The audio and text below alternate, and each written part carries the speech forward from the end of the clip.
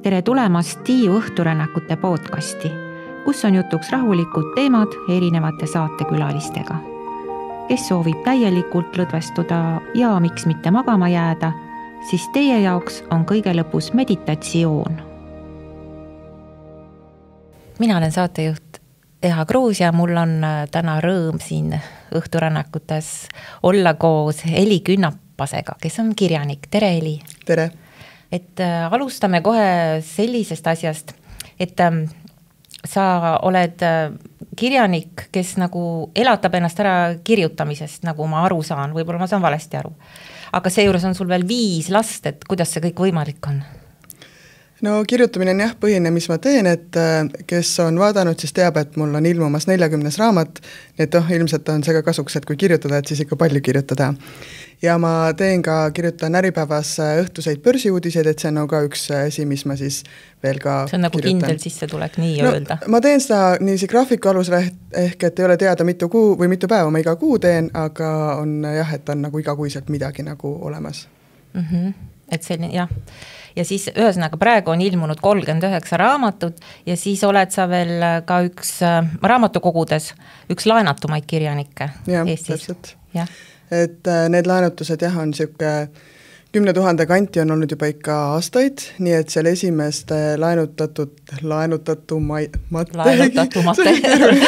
kõige rohkem laenutatud kirjanike seas ma olen ikka olnud päris mitu aastat ja sest maksimaalset hüvitist olen ma nüüd ka juba mitu aastat järjest saanud. Et siit juba kumab läbi siit algusest, et sa oled rahalugeja inimene, ega vist teisiti ei saakski. No kuna ma kasvatan ja enam saaga üksinda 5 last, siis ma arvan, et see on nagu väga oluline. See aitab kindlasti endal ka stressi maha võtta, kui sa tead, mis su olukord on.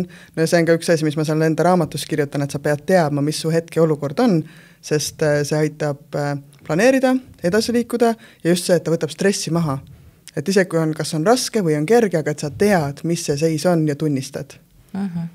Ja raamat, millest me räägime, on raamat number 39, nimi on Uus algus ja sa räägid seal sellest, et kuidas ennast üles ehitada pärast rasket abielu lahutust? No see uus algus ei ole ainult peale lahutamist, vaid sul võib olla ka mõni muu keeruline olukord elus, kus sa tead, et sa pead edasi liikuma. Nii et mul on mitmed lugejad öelnud, et see raamat on aidanud neid täiesti erinevates olukordades, et üldse pole lahutamisega seotud, aga see, et mõista, et sa oma elus tahad uue lehekülje pöörata, et seda võib olla ka nendel, kes on õnnelikus abielus, kõik on nagu nii-öelda hästi, aga ühel hetkel saad aru, et tegelikult sul on vaja midagi muuta. Ja see vist ei peagi abieluga olema seotud, vaid see võib olla ka ükskõik mis raske sündmus elus, kus sul tuleb hakata uuelt lehelt nagu edasi minema. Ja ma tean, et üks inimene vähemalt on olnud, kes võitleb vähiga praegu ja on öelnud, et see raamat on nagu et oli täpselt see, mida tal vaja oli ja mis tohutult on toetanud sel teekonnal praegu. Aga sa saad rääkida sellest, mis sul endal täpsemalt juhtus? Lahutamise osa, mõtled? Mis sind ajendas üldse seda raamatut kirjutama, et seal pidi taga olema mingi? No lõpuks see, kuidas ma hakkasin raamatut kirjutama, oli see, et kuna ma enda lahku kolimise teekonda ja enda seda lastega Tallinnasse tulemist ja kõike sotsiaalmeedias päris palju jaganud, siis on inimesed minu käest muudkui ka küsinud, et kuule, et kuidas sa tegid ja mis sa tegid, või on öeldud, et see on motiveerinud neid ja toetanud, et ma olen jaganud enda teekonda. Ma kirjutan ka enda blogis, et minu ilus elu maal, ma kirjutan seal päris palju sellest, mis ma teen, ja need postitusi ka, et inimesed on öelnud, et see toetab.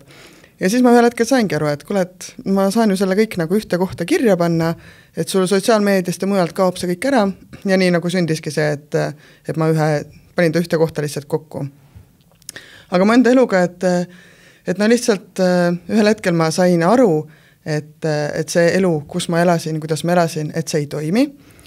Või ma sain sellest juba ammu varem aru, aga mul ei olnud seda jõudu, et teha see liigutus, et nüüd peab midagi teistmoodi edasi minema. Ma üldse ei imesta. Ja no võt see sama mõte on ju, et kuidas ma 5 lapsega on ja liigun. Ja ega see pärast, mis toimuma hakkas, oligi raske. See, et me tulime veel lastega maalt Tallinnasse ja see oligi keeruline. Meil on siiamaani mingi kohtuasi veel, üks viimane küll on veel, ja me oleme kõik asjad kohtu kaudu nagu ära jaganud, otsustanud. See ongi keeruline olnud. See võtabki aega. laste emotsioonid, enda emotsioonid, kõik need ümberkohanemised, see ei ole lihtne, et kui vahel küsitakse, et kuidas sa nii hästi hakkama saad, ei saa. Aga ma teen, aga see on see, et ma lihtsalt teen ja tegelen ja noh, nii on. Jah, aga ma kujutan ette, et kui mul oleks selline närvipinge kogu aeg, et ma ei suudaks hakata siis, ma ei tea, õhtul või millal sa selle asja ette võtad, hakkad veel kirjutama, ma raamatust lugesin, et sa pead nagu enda jaoks päevikut veel lisaks, eks ju, siis sa kirjutad neid raamatuid paralleelselt. Noh, uus on juba tulemas, nagu me kuulsime. Et no, kus pagan sa selle aja siis võtad? Või kuidas sa suudad ennast mobiliseerida? No kuna ma väga ju muid töid ei tee, siis see nii-öelda minu töö ongi, et kirjutamine, noh, mul on enda kirjastus ka, helikirjastus, et seal kirjastamine, ehk siis meil kõigil on see tööaeg ju, see 40 tundi vähemalt nädalas on ju. No ehk siis selle aja jooksul tegelikult jõuab päris palju teha. Et küsimus on, kas sa teed. Ja see, mis sa ütlesid, see pingeseisund ja stress, see on jällegi märksõna, et kui sellest aru saada, et mul on midagi viga või mul ongi keeruline, siis saab sellega tegeleda. Ehk et see, et kui ma olen olnud ka niiviisi, et ma ei kirjutagi tükk aega, kes mõtlen, et miks ma ei suuda, mis mul viga on, ja kui ma nagu tunnistan, et mul ongi nagu ülepinge või stress, siis ma saan seda lahendama hakata ja sealt edasi liikuda. Ehk et see, et öelda, et mul on midagi viga, on tegelikult väga vabastav, tervendav, sest sealt sa saad hakata seda midagi viga lahendama. Aga siin on nüüd need 30 sammu, et kas siin raamatus, kas on mõni su endal mingi lemmiksamm, no nii ei saa vist öelda, need 30 on kõik kindlasti olulised. Ongi, et mõista olukorda, kus sa oled, siis on mingis olukorras töötab midagi paremini, mingis töötab mingi muu samm paremini. Et no kõige lihtsam minu jaoks on seesama jalutamine ja laulmine, mis on esmased nagu need, mis siis pinget nagu leevendavad ja aitavad nagu edasi liikuda.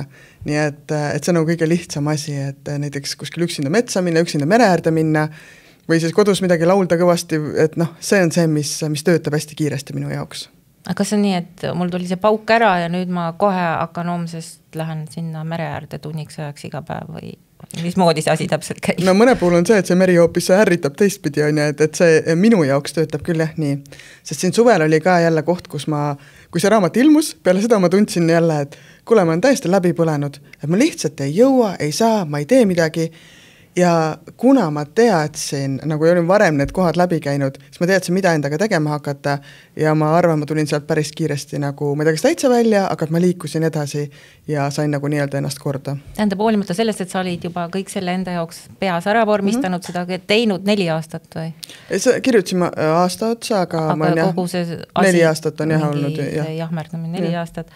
Ja ikkagi sa põlesid uuesti läbi, nii et see on nagu inimestele ka see, et see ei ole niimoodi, et sa oled nüüd lõpuks õnnelik, eks ju, ja kõik on lahendatud, aga sa pead arvestama, et sul tuleb aeg-ajalt seda jälle uuesti alustada. Vaat see endaga tegelemine on jooksev töö. Kui sa unustad selle ära, et peab nagu tegelema, siis ma arvan, et on täitsa loomulik, et uuesti midagi nii-öelda valesti läheb. Sest no mul oli see, et noh, laste kooliaastate lõpetamine, mis on alati pingeline, siis mul oli autoavariin ja ma olin suvel veel mingi 3 nädalat peaaegu pikani maas, sellepärast et lihtsalt nagu, et noh, oligi mingi põrutus on ja, mis tähendab, et jälle ma ei teinud tööd, mul oli plaan suvel tohutult raamatuid kirjutada, noh, siis ma olin hoopis voodis selle asemel, ei suutnud isegi mingit sõnumit trükkida, on ja, sest see oli nii valus. Ehk et võib juhtuda asju, aga küsimus ongi, et mis sa teed, kui need asjad juhtuvad? Kas sa istud ja mõtled, oi, minuga jälle juhtus ja noh, nüüd on halvasti, või ongi, et mõtled, et mis on need sammud, mis ma teha saan? Ja see, et sul on enda jaoks olemas sammud, mis sulle töötavad, see on nagu hästi oluline ka. Et mitte see, et kõik mingi see kella 5 ärkamine, no mina ei ole see, ma ei hakka mitte kunagi kell 5 ärkama, öelge mulle, kui kasulik see on tahes. See ei ole kasulik, see on kahjulik. Jah, kui palju seda räägitakse. No. Nii et see ongi, et enda jaoks pead teadma ja see nimekiri peab sulle enda jaoks olema. Nii et need on ainult eeskujuks, et sinu 30 sammu? Täpselt. Aga räägi ikkagi natuke veel nendest, et ma lugesin näiteks on selline tore asi nagu tänulikkuse päevik, mida sa pidasid? Ja, tänulikkuse päevik on olnud selline, kus ma tõesti, mida ma kasutan enamasti siis, kui mul on täiesti nagu keeruline aeg, et ma igapäevaselt ei tee seda ja siis ongi, kui on väga raske, siis ma päriselt võtangi selle, et kirjutadki iga päev, ma olen tänulik, et mu lapsed on elusad, ma olen tänulik, et mul endal käed jalad töötavad, täpselt, ja kui tähtis see on, sest kui seda ei oleks, kui õnnetu ma siis oleksin. et märgata, et mis mul on olemas. See võib tunduda siuke tobe, eriti siuke ameerikalik see, et no kõik on hästi, on ju. Aga see on tähtis vahest endale öelda, et mul on see ja see juba olemas. Sellepärast, et sa selle murede koorma keskel lihtsalt unustad need asjad ära. Jah. Või teine näide näiteks, et noh, kui paljud inimesed on raha eesmärgiks seadnud, et ma saaks suvel terve 6 aega järjest puhata. No mina sain olla 6 aega haige ja siis veel nagu teha lastega asju ja põhimõtteliselt terve suvi tegin nagu lastega ja noh, ma ei ütle, et ma mingi rahaliselt tohutult heas olukorras, aga see, et järegu ma olen ikkagi sellises olukorras, millest paljud unistavad ja mõista nagu, et ma olen sellesse juba jõudnud ja et see on saavutus, et endale öelda ja korra pidada kinni, et stopp, sa oled selle juba ära teinud. See on väga tähtis, et endale nii öelda. Aga kirjelda veel mõnda oma lemmiksammu just, et vaatajad ka saaks aimu, et mida nemad võiks teha? No see, et mis minu jaoks on töötanud ka veel hästi, on see, et mõista, mida sa ei pea tegema. Et tõesti kõik need tunded selle kohta, et mis on kohustused meile ja mida peavad kõik jõudma, see on olnud minuga üks ülimalt oluline samm, mis on töötanud. Sest, et see igapäevane rutiin, et... No, üks asi on igapäevane rutiin, aga näiteks minu puhul oli ka see, et me tulime lastega Tallinnasse kooli, mu lapsed õpivad Mubas 3 tükki, mis on nagu muusika eriõppekool ja seal enamus inimestel on hoopis teistsugune elukogemus on ja siis, et kõik see on nagu üks näide ainult, et muudes valdkondades ka, aga see, et see inimeste elukogemus ja eeldused, kuidas asjad käivad, on erinevad. Et mõista, et kui me ei ole täpselt sellised nagu need kõik teised on ja, et noh, sa ei pea saavutama mingit kas väljanägemist või mingit rääkimisstiili või mingit selliseid asju, kui tegelikult äkki see polegi vajalik. Ja või võtame sama kodu koristamine, et kui palju peab tegema, mitu rätikut sa pead ära triikima või midagi, ma ei triigi asju ja noh, või palju lastele süüa teha, see on põhine, millest ma olen vahest saanud siin vastu päidi jalgu, et ma ei tee iga päev lastele süüa ja ma ütlen vahest, et ma teen mõne kord kuus üldse lastele süüa, ma käin poes, ma ostan asju, see on see, kuhu mu aeg ei lähe, keegi teine oskab paremini teha ja ma ostangi seda valmis toitu, sest keegi teine oskab seda paremini teha. Aga see, et sa julged välja öelda, kuidas sa ei tee lastele süüa. Kui sa võtab mitu tundi aega. See tundub jah niimoodi, kuidas sa julged välja öelda. Et ma mõkerdan asja kokku, mida pärast keegi ei söö ja mul läheb mitu tundi aega, mille jaoks. Ma teen seda, mida ma oskan selle ajaga ja mu lapsed ja ma ise saame hulga rohkem kasu sellest. Ehk see, et mõista jah, et mida sa ei pea teama, mida sul ei pea olema, mida sa ei pea oskama, see on ka väga vabastav. Sul oli seal raamatus ka mingi tolmurullide koha pealt mingid probleemid pärast abielugi veel. Ja noh, mul oli see, et mul käidi pärast lahkukolimist käidi kodus vaatamas ja pilte tegemas sellest, et kus on midagi koristamata, siis ma kasvatasin juba ka üksinda 5 last nagu, et see oli nagu selline, jah. See on selline hea näide selle kohta, mis sa pidid läbi elama. No see, ma olen püüdnud neid nagu et mitte väga nagu minna sinna minevikku, mitte väga jagada kõiki need asju ja samas teiselt poolt, kui paljud perekonnad meil elavad samamoodi, et see vaimne vägivald, et see toimub kodudes, peredes ja noh, vaimse vägivalla puhul see, kes seda teeb, tihtilugu veel süüdistab teist, on ju, aga et välja tulla suhtest, kus on vaimne vägivald, see on väga raske, sest noh, mille üle sa kaebad, on ju, kuidas sa tõestad? Jah. Ja see on ka asi, millega... Need on sõnad aina. Ja, täpselt. Ja need sõnad, noh, äkki sulle tundus nii, on ja. Et see on ka see, millega on väga paljud inimesed minu poole nüüd pöördunud, sest kui ma olen jaganud neid teemasid ja mõnigi on julgenud välja astuda oma suhtes, sest ma olen rääkinud ka, et kuidas ja miks ma seda tegin. Aga kas sul on sellega lõpetatud või praegu ka veel tulla kuskilt süüdistusi või keegi tuleb tolmurulle kuskilt inspekteerima? Või on sellega nüüd finito? Minu kodu on nüüd minu kodu ja see oli see, et ma tulin Tallinnasse ära, siis ma rentisin endale lastele kodu ja see on meie kodu. Et selles suhtes, kui on uks kinni, siis meie oleme seal ja turvalised ja kui me ise ei tee pilte ja jaga, siis nagu ei, seda ei ole. Et seda hirmu enam ei ole? Millestki oled sa lahti saanud? See oli küll jah, see tunne, et ma saan oma kodu ukse kinni panna ja ma olen seal. et ma olen aastaid elanud ka teadmisega, et sul peab olema ostetud oma maja ja nagu ostetud kodu ja no ma tõepoolest, et ma üürin kodu. See on tõesti selline levinud arusaam. Ja eriti eestlaste puhul on ja. Kui välismaastega räägid, nemad ei saa aru sellest, aga eestlastel on see, et sul peab olema ostetud oma kodu.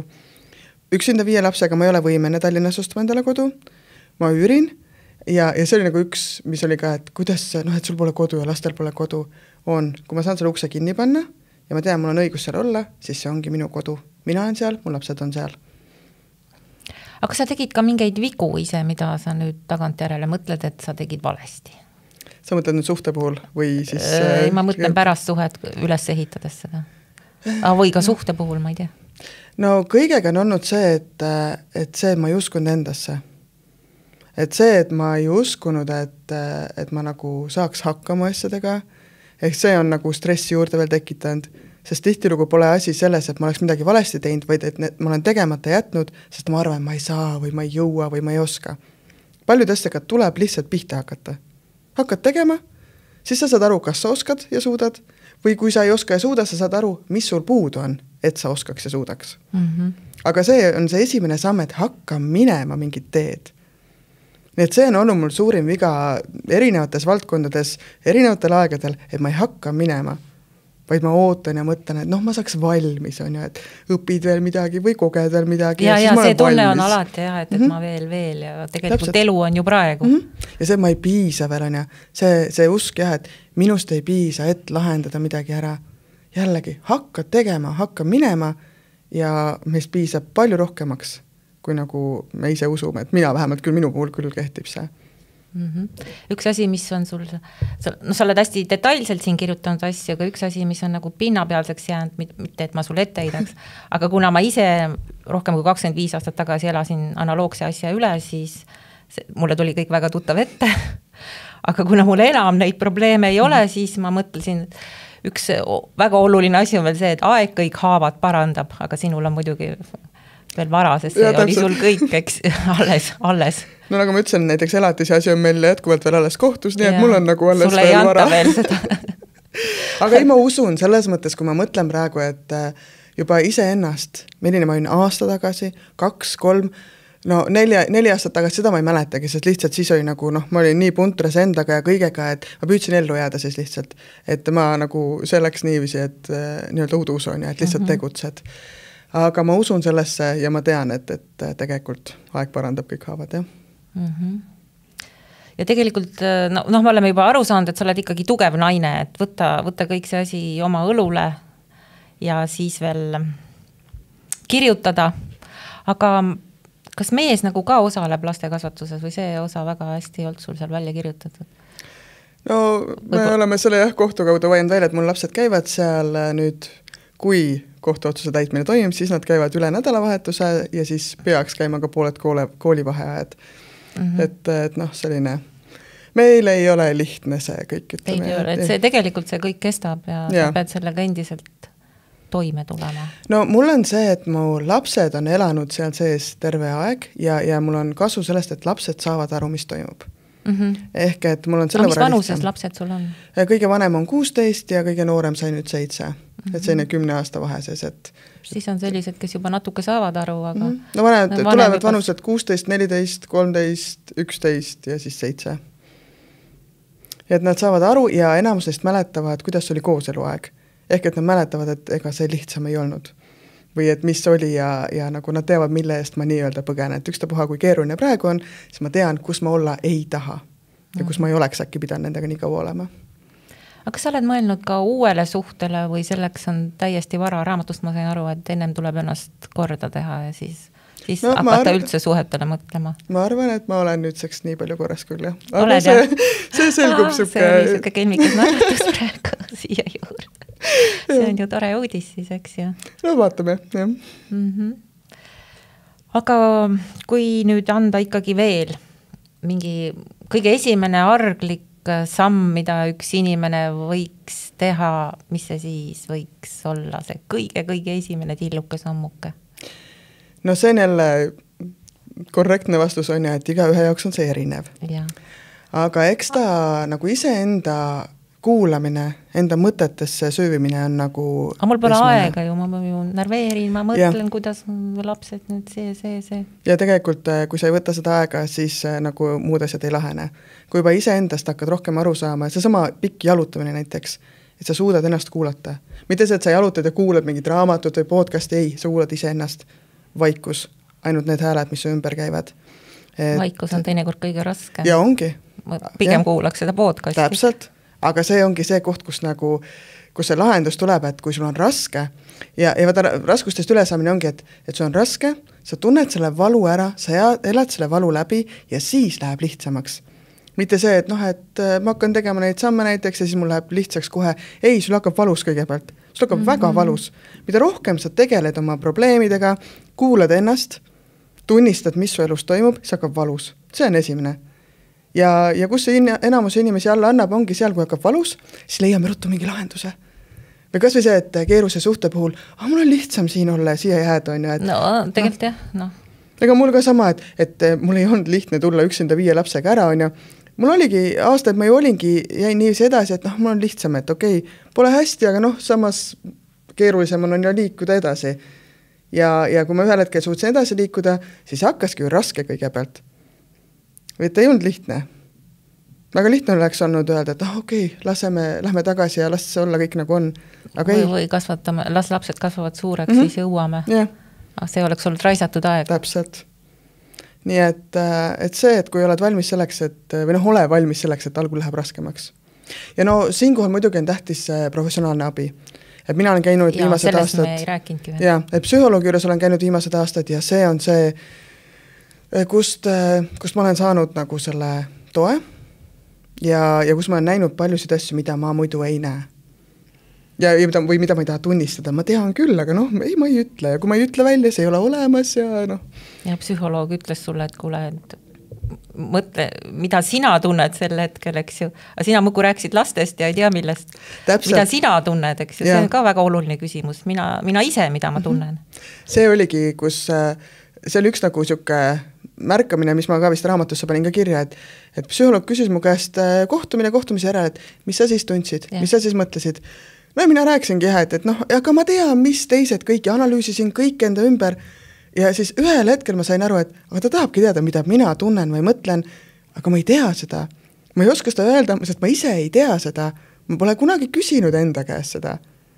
Ja kui ma suutsin enda käest küsima hakata, siis oli ka jällegi see samm edasi.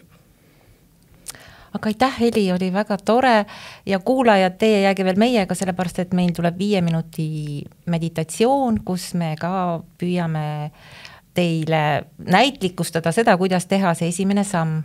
Aitäh, Heli! Aitäh kutsumast!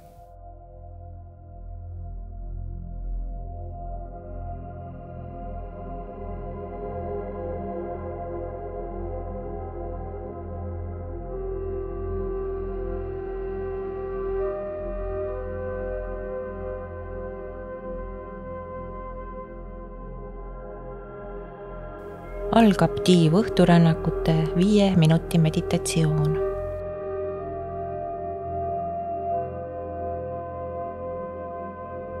Õhtu on käes. Tänane päev on möödas. Ja möödas on ka kõik tänased mõtted, tegemised ja raskused, millega sa rinda pistsid. Nüüd oled sina, on vaikne ruum ja hetk, mis kuulub ainult sulle. Kujutle, et sa seisad suure välja serval.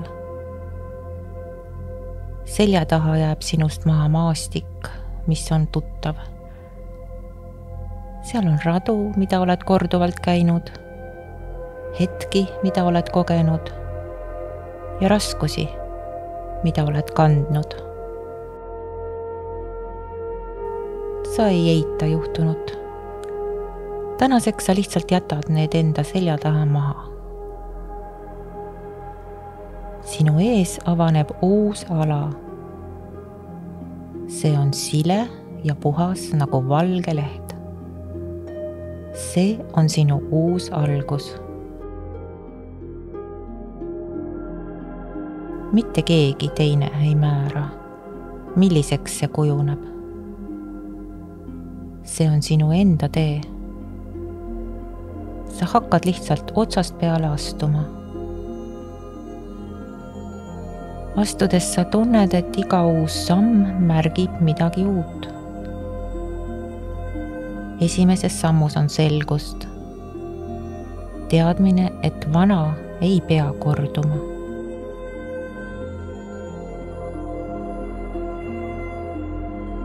Teises sammus on julgust. Arusaam, et oled võimeline rohkemaks, kui vahel ise seda endast usud. Kolmandas sammus on lootust. Esialgu arglik tunne, et ees ootab midagi head. Sa märkad, kuidas ümberringi tõuseb valgus.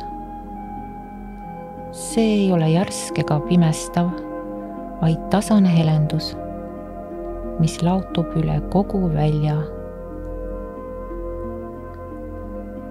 Valgus meenutab sulle, et alati on võimalus uuesti alustada.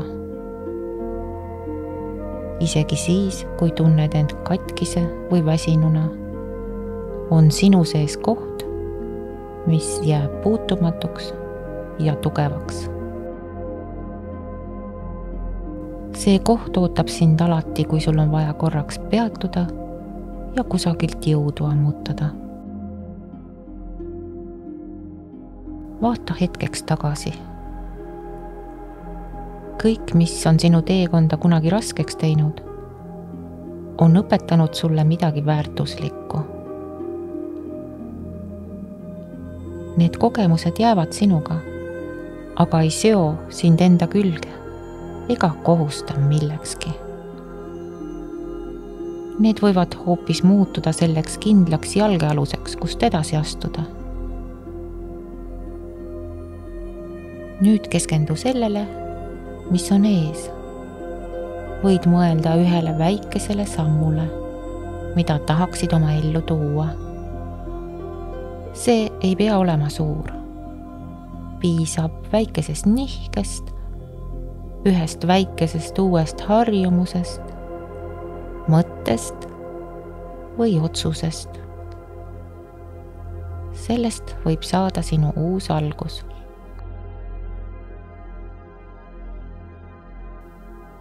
Sa ei pea neid kõiki korraga valima. Piisab, kui teed esimese sammu ja usaldad ennast, et see viib sind järgmise juurde. Tunneta end hetkes, milles sa oled praegu. Rahulik, avatud ja valmis edasi liikuma. Uus algus ei ole kuskil kaugel. See on juba siin. Rahulikku õhtut.